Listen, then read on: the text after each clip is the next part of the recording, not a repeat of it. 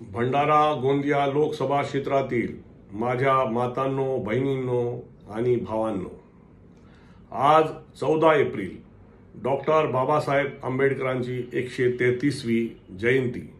नुकतीच 11 एप्रिलला आपण राष्ट्रपिता ज्योतिराव फुले यांची जयंती साजरी केली। या दोन्ही महापुरुषांना आपण विनम्र अभिवादन करूया। जय ज्योती, जय भीम, जय संताजी, जय तुकोबा, जय गुरुदेव, जय गाडगे बाबा, जय जुमदे बाबा, जय सेवा। आपणास माहित आहे की मी ओबीसी सेवा संघाचा संस्थापक राष्ट्रीय अध्यक्ष 11 भंडारा गोंदिया लोकसभेची निवडणूक लढवित आहे। संपूर्ण भारताच्या भविष्यासाठी ही अतिशय महत्त्वपूर्ण अशी निवडणूक आहे। म्हणूनच गळ्यात हा निळा दुपट्टा आणि डोक्यावर पिवळी टोपी घालून मी मैदानात उतरलो आहे। अनुसूचित जाती, जनजाती आणि ओबीसी प्रवर्गाचे आपण लोक एकत्र आल्यास आपण ही निवडणूक सहज जिंकू शकतो।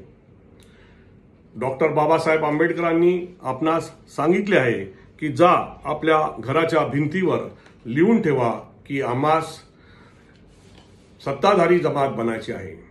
सत्ताधारी जमात बनायचे तर पक्ष आणि चिन्हे जरुरीचे माध्यम आहेत, पण लक्षात ठेवा ती फक्त माध्यम आहेत। अंतिम ध्येय हे सत्ता प्राप्त करणे आहे। आता आपल्याला विचार करायचा आहे की प्रस्थापित पक्ष सोडून आपल्यापाशी तिसरा उमेदवार कोण आहे, ज्याचे मागील 40 वर्षापासून अनुसूचित जाती, जनजाती आणि ओबीसी आणि मायनॉरिटी वर्गात सातत्याने काम आहे, जो बहुजन समाजाच्या हितासाठी मिशनरी झीलने अविरत काम करीत आहे। तर आपल्या डोळ्यासमोर या 18 उमेदवारातील फक्त एकच उमेदवार येईल, प्रदीप ढोबळे, प्रदीप ढोबळे आणि प्रदीप ढोबळे। माझे आई बाबा ह्या गोंदिया शहरातच राहत होते, परंतु 60-70च्या दशकात मुलाबाळांच्या शिक्षणासाठी सोय म्हणून त्यांनी नागपूर शहर गाठले, कारण त्यावेळेस 60 आणि 70च्या दशकात येथे शिक्षणाची सोय नव्हती। 1982ला विदर्भ एससी बोर्डाच्या परीक्षेत मी पहिला मेरिट आलो होतो आणि मला 2 सुवर्ण पदके मिळाली होती। बाबासाहेबांच्या अनेकविध डिग्र्या आणि अनेक विषयातील डिग्र्या बघून प्रेरणा घेत मी सुद्धा बाबासाहेबांच्या पावलावर पाऊल टाकीत BA, MBA, LLB, post graduate diploma in human rights आणि LLM कोविद या डिग्र्या प्राप्त केल्या। फुले शाहू आंबेडकरांच्याच प्रेरणेने माझ्यामध्ये लिखाण करण्याचं अंग आलं आणि त्यामुळे मी आरक्षणाची पोटदुखी मराठीमध्ये, आरक्षण दवा या दर्द हिंदीमध्ये, तर अज्ञानाचे बळी, मुख्यमंत्री, युवा शक्ती हीच राष्ट्रशक्ती, कॉम्प्युटर ॲप्लिकेशन अशी अनेकविध पुस्तकं लिहिलेली आहेत।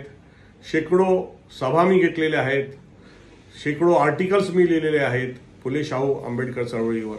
एअर इंडिया ओबीसी एम्प्लॉईज असोसिएशनचा मी संस्थापक अध्यक्ष आहो आणि all India OBC federation for OBC employees association ह्याचा मी सध्या महासचिव म्हणून काम करत आहो।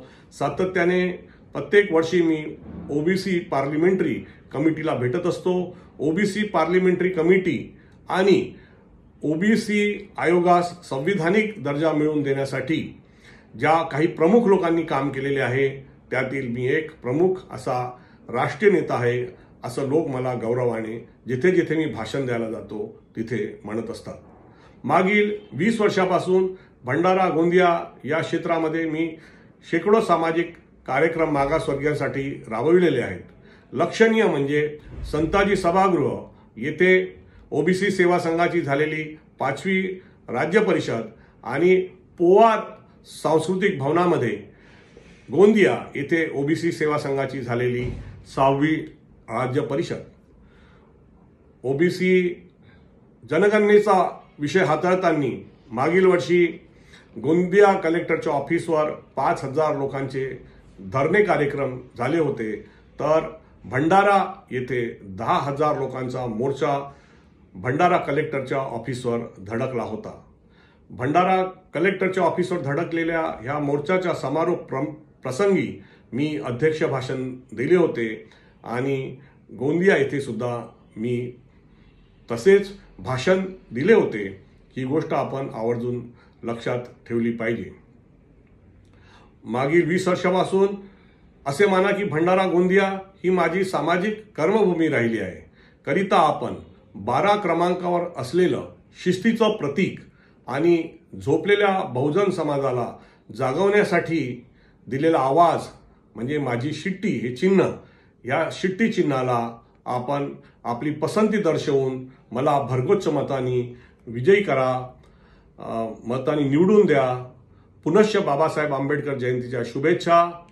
जय भारत, जय संविधान. धन्यवाद.